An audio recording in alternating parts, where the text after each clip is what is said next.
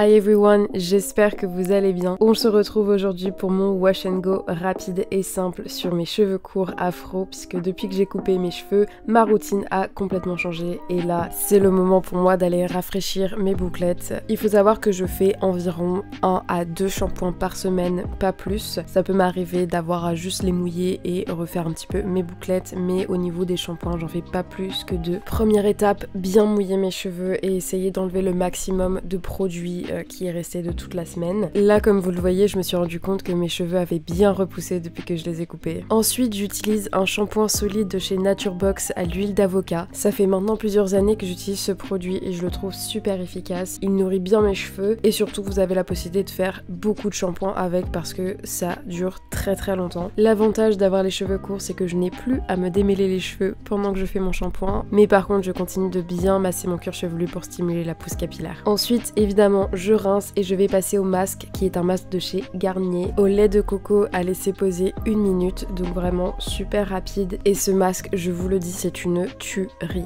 Vraiment, il me donne les cheveux d'une douceur incroyable. Ça définit bien mes boucles comme vous pouvez le voir. Donc vraiment, je vous le recommande à 100% si jamais vous avez les cheveux très secs, frisés, crépus, etc. Ensuite, je vais laisser sécher mes cheveux sous ma serviette microfibre juste le temps de m'habiller et de me préparer. Et après ça, une fois qu'ils ont plutôt bien séché, on va pouvoir passer à la touche finale, nourrir et définir mes boucles. Donc tout d'abord, je commence par utiliser ce baume de Shea Moisture que j'utilise depuis que je me suis coupé les cheveux, donc il y a environ 3 semaines, 1 mois, et j'en suis vraiment contente. Je trouve que ça nourrit bien mes cheveux sans leur donner un côté gras. J'avais déjà testé des produits de cette marque là, dont un ne me convenait pas uniquement par rapport à l'odeur, sinon vraiment rien à dire. À savoir aussi que c'est une marque pas mal réputée pour les cheveux bouclés et crépus. Donc là, je vais commencer à définir mes boucles. Je vais utiliser le bout de mes doigts un peu en crochet et je vais commencer à faire des petits cercles. Et maintenant, je vais utiliser un produit que j'utilise maintenant depuis 3 ans qui est du gel d'aloe vera pur qui vient du site fr.naissance. Et comment vous dire que ce produit, je l'utilise absolument pour tout, que ce soit pour mes cheveux, pour ma peau. Et vraiment, maintenant, je ne peux plus du tout m'en passer. C'est devenu un essentiel, que ce soit dans ma routine skincare ou ma routine capillaire. Ça a énormément de propriétés, mais surtout, ça permet d'hydrater. Et c'est vrai que pour mes cheveux qui sont majoritairement secs, c'est plutôt pas mal. Et étant donné que c'est également du gel, ça permet un petit peu de fixer mes boucles sans avoir utilisé un gel industriel, donc c'est vraiment plutôt pas mal comme alternative.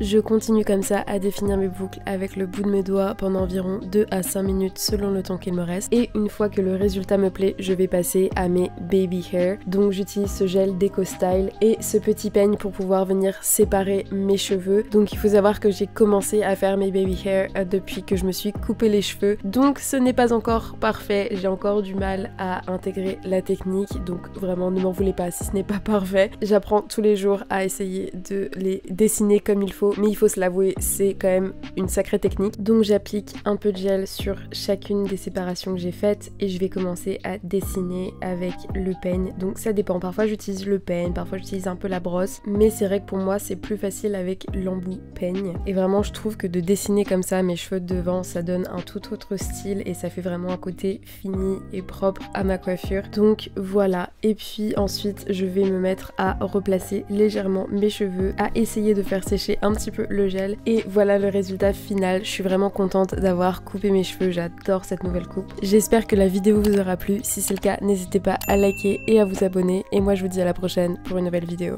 Ciao.